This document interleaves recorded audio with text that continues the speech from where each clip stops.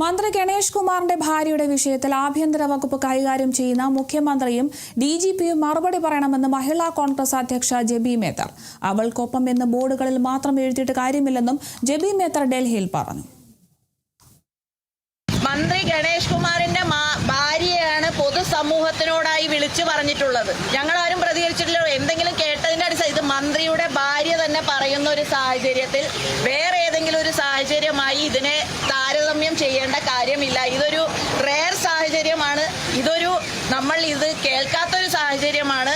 ഒരു മന്ത്രിയുടെ ഭാര്യക്ക് ഈ അവസ്ഥ വന്നിട്ടുണ്ട് എന്ന് മന്ത്രിയുടെ ഭാര്യ തന്നെ പറയുന്നത് അത് ചെറിയൊരു കാര്യമല്ല. DGP ഇതിൽ ഉത്തരം പറയണം.